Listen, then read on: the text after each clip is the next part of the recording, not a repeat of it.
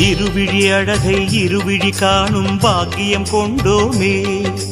இறைவா ரமணா உந்தன் மகிமையை மனதில் கண்டோமே. திருமுகம் மலரும் சன்னதி வாசல் பரவசம் கொண்டோமே. தேவரகசியம் அது உன் லீலை மலையினில் கண்டோமே.